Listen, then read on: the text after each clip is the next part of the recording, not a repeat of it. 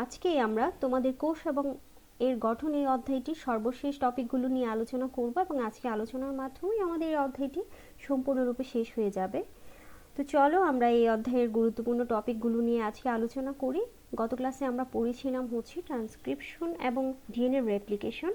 আজকে আমরা একটি মজার জিনিস নিয়ে আলোচনা করব, সেটি হচ্ছে ট্রান্সলেশন। অর্থাৎ তোমরা জানো যে ডিএনএ থেকে আরএনএ তৈরি হয় এবং আরএনএ থেকে প্রোটিন তৈরি হয়। এই আরএনএ অর্থাৎ এমআরএনএ থেকে প্রোটিন তৈরির প্রক্রিয়াটির নাম হলো ট্রান্সলেশন। তা ট্রান্সলেশন হলো ডিএনএর ভাষাকে এমআরএনএর মাধ্যমে প্রোটিনের ভাষায় অনুবাদ বা রূপান্তর করা।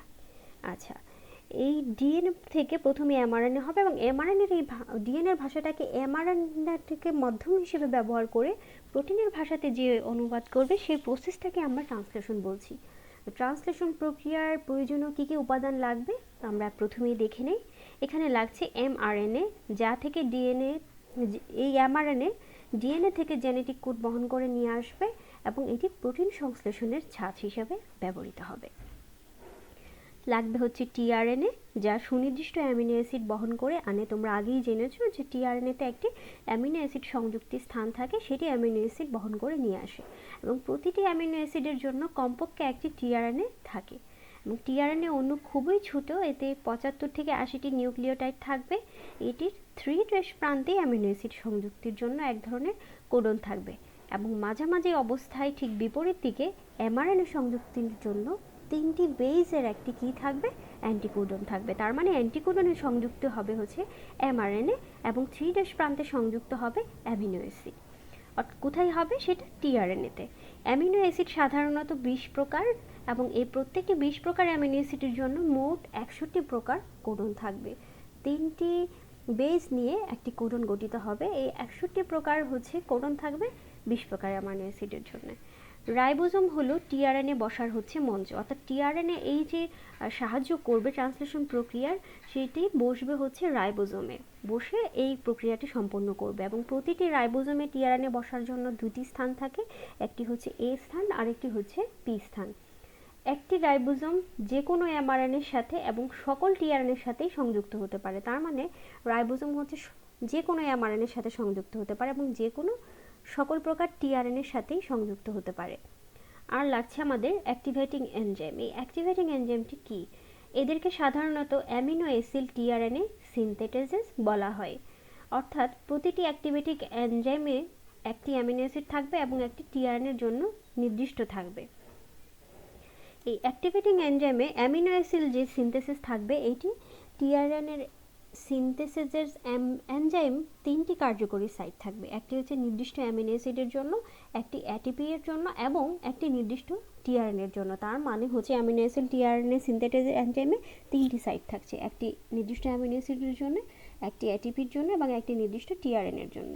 এনজাইম প্রথমে অ্যামিনো অ্যাসিডের সাথে এবং এটিপি এর সাথে ক্রিয়া করে তৈরি করবে অ্যামিনো অ্যাসিড এবং অ্যামিনো অ্যাসিড এবং এএমপি বন্ড তৈরি করবে এবং পাইরোফসফেট এখান থেকে বের হয়ে যাবে, অর্থাৎ অ্যাডিনোসিন মোনোফসফেট। এটা হচ্ছে অ্যাডিনোসিন ট্রাইফসফেট এবং অ্যামাইনো অ্যাসিড, এই দুটির সাথে বিক্রিয়া করেই হচ্ছে এনজাইম তৈরি করবে অ্যামিনো অ্যাসিড এবং অ্যাডিনোসিন মনোফসফেট বন্ড এবং এখান থেকে বের হয়ে যাবে পাইরোফসফেট। এরপর টিআরএনএর সাথে এগুলো যুক্ত হবে। আচ্ছা, যুক্ত হওয়ার পর দুটি অ্যামিনো অ্যাসিডের মধ্যে পেপটাইড বন্ড সৃষ্টির শক্তি আসবে এই পর্যায় থেকে। এই যে পাইরোফসফেট বের হয়ে যাবে, সেখান থেকে যে শক্তি পাওয়া যাবে সেটি দুটি অ্যামিনো অ্যাসিডের মধ্যে যে পেপটাইড বন্ড তৈরি হবে সেখান থেকে আসবে। এনজাইম টিআরএনএর সাথে নির্দিষ্ট অ্যামিনো অ্যাসিড সংযুক্তির পর অ্যাডিনোসিন মনোফসফেটটি বের হয়ে যাবে এবং পরে এনজাইমে মুক্ত হবে। আচ্ছা, এখন আসো আমরা কিছু জিনিস নিয়ে কথা বলি, সেটি হচ্ছে রেপ্লিকেশন জিনিসটা কি। ডিএনএ থেকে অনুরূপ ডিএনএর কপি তৈরিকে আমরা বলবো রেপ্লিকেশন। ডিএনএ থেকে আরএনএ তৈরিটাকে আমরা বলবো ট্রান্সক্রিপশন। আর রিভার্স ট্রান্সক্রিপশন হচ্ছে আরএনএ থেকে ডিএনএ তৈরি প্রক্রিয়া। রিভার্স মানে উল্টো, তার মানে আরএনএ থেকে হবে ডিএনএ। আর ট্রান্সলেশন হচ্ছে আরএনএ থেকে প্রোটিন তৈরি প্রক্রিয়া। এই জিনিসগুলো তোমাদের জন্য প্রত্যেকটি গুরুত্বপূর্ণ। এখন আসো আমরা যে জিনিসটি নিয়ে আলোচনা করব সেটি হচ্ছে আমাদের এই ট্রান্সলেশন জিনিসটি কি। ট্রান্সলেশন প্রক্রিয়াটি কিভাবে পরিচালিত হয়। এখানে দেখতে পাচ্ছ এটি একটি রাইবোজোমের দুটি ইউনিট এবং এই হচ্ছে আমাদের এমআরএনএ চেইন। এই এমআরএনএতে হচ্ছে এই যে অংশটি দেখা যাচ্ছে এটি হচ্ছে টিআরএনএ এবং টিআরএনএর উপরে এই যে মালার বা চেইনের মতো যা দেখা যাচ্ছে সেটি হচ্ছে অ্যামিনো অ্যাসিড। এই এমআরএনএতে টিআরএনএ এসে সংযুক্ত হয়ে বসবে এবং সেটি কোথায় বসবে? রাইবোজোমে। রাইবোজোমের এখানে দুটি ইউনিট, এই বড় ইউনিটটির নাম হচ্ছে বড় সাব ইউনিট এবং এই ছোটটির নাম হচ্ছে ছোট সাব ইউনিট, অর্থাৎ রাইবোজোম স্মল সাব ইউনিট এবং রাইবোজোম লার্জ সাব ইউনিট। এই সাব ইউনিটে এসে লার্জ সাব ইউনিটের মধ্যে আর স্মল সাব ইউনিটের মাঝামাঝি এখানে এসে রাইবোজোম থাকবে, রাইবোজোমে এসে টিআরএনএ বসবে এবং টিআরএনএর সাথে অ্যামিনো অ্যাসিড এসে ধীরে ধীরে সংযুক্ত হবে। এভাবে এমআরএনএ থেকে প্রোটিন তৈরি হবে, কারণ তোমরা জানো অ্যামিনো অ্যাসিড হচ্ছে প্রোটিনের মনোমার। অর্থাৎ এই যে চেইনটা তৈরি হলো এটা হচ্ছে পেপটাইড চেইন। কারণ কেন? এই অ্যামিনো অ্যাসিডগুলোর মাঝখানে বন্ড আছে হচ্ছে পেপটাইড বন্ড। এই চিত্রটা দেখলে তোমরা আরও ক্লিয়ার হয়ে যাবে। এমআরএনএ জানি আমরা হচ্ছে এক সূত্রক এবং এতে অনেক নাইট্রোজেনাস বেস থাকে এবং প্রতি 3টি বেস নিয়ে একটি করে কোডন তৈরি হয়। এই পুরো চেইনটা হচ্ছে এমআরএনএ চেইন। এখানে দেখো GAU এটি হচ্ছে একটি কোডন বা এই কোডন একটি নির্দিষ্ট অ্যামাইনো অ্যাসিডের জন্য নির্দিষ্ট। এখানে দেখো UGC, এখানে ACG, এই কোডনের জন্য বিপরীত দিকে আরেকটি অ্যান্টিকোডন কি তৈরি হলো? UGC এবং এই অ্যান্টিকোডন প্রান্তটি কার? টিআরএনএ। এই টিআরএনএর অ্যান্টিকোডন প্রান্তটি এসে এখানে এই 3টি কোডনের সাথে এসে বসলো। আর ঠিক এই টিআরএনএর জন্য একটি অ্যামাইনো অ্যাসিড এখানে এসে যুক্ত হচ্ছে। এই অ্যামাইনো অ্যাসিডটি হচ্ছে এই কোডনটির জন্য শুধুমাত্র নির্দিষ্ট। আবার দ্বিতীয়টিতে দেখো এখানে CGU, এই 3টি কোডনের জন্য এই কোডনটির জন্য ঠিক অনুরূপভাবে আরেকটি টিআরএনএ এসেছে যার অ্যান্টিকোডন প্রান্তে ছিল GCA এবং সেটা এই বেস সিকোয়েন্সের সাথে বসবে। বসার পর এখানে ঠিক এই সিকোয়েন্স অনুযায়ী এটার 3' প্রান্তে একটি অ্যামাইনো অ্যাসিড এসে যুক্ত হয়েছে। আর এই অ্যামাইনো অ্যাসিড পরস্পরের সাথে কি তৈরি করবে? একটা বন্ডের মাধ্যমে যুক্ত থাকবে। এটাকে আমরা বলছি কি? Peptide bond. এভাবে ধীরে ধীরে একটি করে টিআরএনএ তার নির্দিষ্ট অ্যান্টিকোডন প্রান্ত এনে বসবে এমআরএনএর মাঝখানে এবং একটি করে অ্যামাইনো অ্যাসিড এসে সংযুক্ত হবে এবং প্রত্যেকটি অ্যামাইনো অ্যাসিড একটির সাথে আরেকটি পেপটাইড বন্ডের মাধ্যমে একটি চেইন তৈরি করবে, যেটা পলিপেপটাইড চেইন বা আমরা সেটাকে বলবো হচ্ছে প্রোটিন। এভাবে ঠিক এমআরএনএ থেকে ধীরে ধীরে কি তৈরি হয়? প্রোটিন তৈরি হয়। আমরা এখন এই চিত্রটি আরেকটু ভালোভাবে দেখব। সেটি হচ্ছে এই হলো আমার ডিএনএ। যেহেতু ডিএনএ থেকে এমআরএনএ তৈরি হয়, এই হচ্ছে ডিএনএ থেকে আমার প্রি এমআরএনএ তৈরি হলো। আরএনএ পলিমারেজ এনজাইম সেখানে কাজ করেছে, যেটি গতকালকে তোমরা দেখেছো গত ক্লাসে ট্রান্সক্রিপশন প্রক্রিয়ার মাধ্যমে। সেখান থেকে আমার আসবে এমআরএনএ। এটা হচ্ছে এমআরএনএ 5' প্রান্ত, এটা হচ্ছে 3' প্রান্ত। এই এমআরএনএ চেইনে রাইবোজোম এসে বসলো এবং সেখান থেকে ট্রান্সলেশন প্রক্রিয়ার মাধ্যমে পলিপেপটাইড একটি চেইন তৈরি হলো অ্যামিনো অ্যাসিডের, যেটাকে আমরা বলছি হচ্ছে প্রোটিন। এটি হচ্ছে আমাদের মূলত ট্রান্সলেশন প্রসেস। এখন চলো আমরা হচ্ছে এই অধ্যায়ের আরেকটি গুরুত্বপূর্ণ জিনিস নিয়ে কথা বলবো, সেটি হলো জিন। আমরা জানি যে জিন হচ্ছে জীবের চারিত্রিক বৈশিষ্ট্য নিয়ন্ত্রণ করে এবং এই জিন কোথায় থাকবে? ডিএনএতে জিন অবস্থিত। হ্যাঁ, তো চলো এই জিন কাকে বলে? জীবের চারিত্রিক বৈশিষ্ট্য নিয়ন্ত্রণকারী ক্ষুদ্রতম একককে বলা হবে জিন এবং বংশগতির মূল একক হলো জিন। কারণ কেন? এই জিনের মাধ্যমে মা বাবা থেকে সন্তান সন্ততিতে জেনেটিক যে বৈশিষ্ট্য বা চারিত্রিক বৈশিষ্ট্যগুলো জীবের চলে আসে, সেটা প্রাণীর ক্ষেত্রেও এবং উদ্ভিদের ক্ষেত্রেও। যে কারণে কিছু দেখবে একটি গাছ থেকে অন্য একটি গাছ হুবহু একই রকম হয়, যেমন কাঁঠাল গাছ থেকে কাঁঠাল গাছই হবে এবং আম গাছ থেকে আম গাছই হচ্ছে। হরগোবিন্দ খোরানা নামক একজন বিজ্ঞানী, উনি কৃত্রিম জিন সংশ্লেষণ করে 1969 সালে নোবেল পুরস্কার পান এবং ক্রোমোজোমের যে স্থানে জিন অবস্থান করে সেই স্থানটিকে আমরা বলবো হচ্ছে লোকাস। জিনকে বিভিন্ন একক গ্রুপে প্রকাশ করা হয়, যেমন র্যাকন, নিউটন, রেপ্লিকন এবং সিস্টন।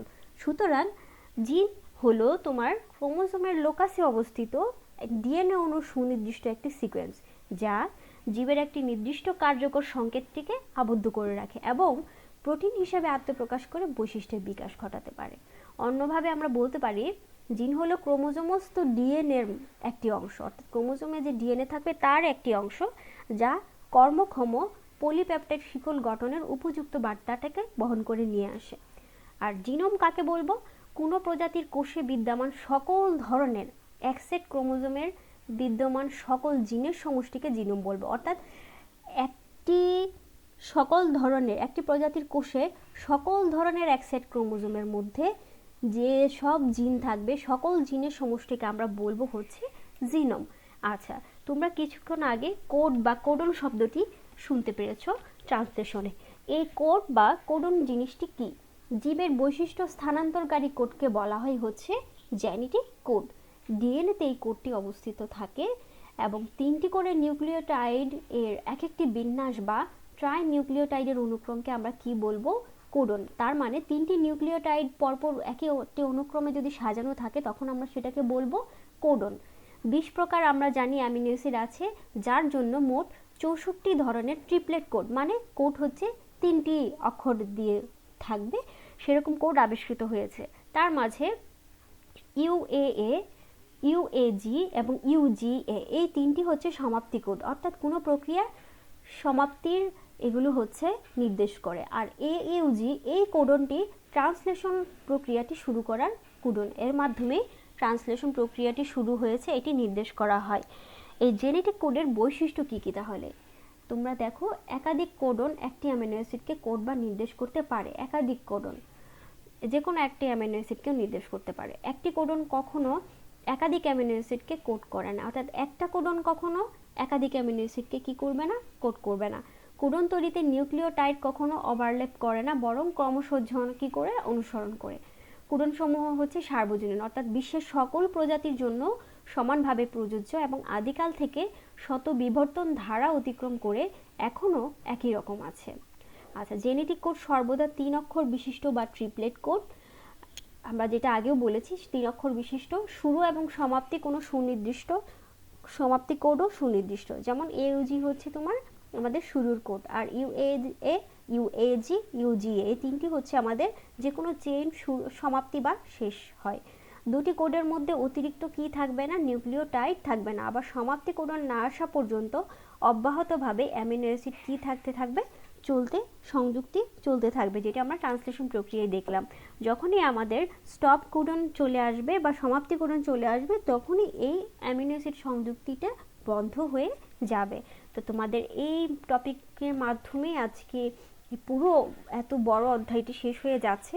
তোমরা বাসায় যে লেকচারগুলো এই পর্যন্ত নেওয়া হয়েছে এই অধ্যায়টির উপর বেসিস করে তোমরা সমস্ত লেকচারটি পুরোপুরিভাবে পুনরায় রিভাইজ দিবে, আরেকবার পড়বে। আশা করছি এর মাধ্যমে তোমাদের এই অধ্যায় নিয়ে যে সমস্যা আছে বা যে যা জানা দরকার ততটুকু ইনশাআল্লাহ ক্লিয়ার হয়ে যাবে এবং তোমরা সবসময় বই ভালো করে পড়বে। আমি এটি বলি, যেহেতু তোমাদের সৃজনশীল প্রক্রিয়ার মাধ্যমে এখন পরীক্ষা পদ্ধতি চালু রয়েছে, সেহেতু বইয়ের প্রত্যেকটি লাইন পড়া খুবই গুরুত্বপূর্ণ। তাতে করে তোমাদের এমসিকিউ প্লাস হচ্ছে তোমরা যখন এইচএসসি পরীক্ষার পর ভর্তি পরীক্ষা অংশগ্রহণ করবে, তোমাদের জন্য সেটি অনেক উপকারী হবে এবং অনেক বেশি সহায়ক হবে।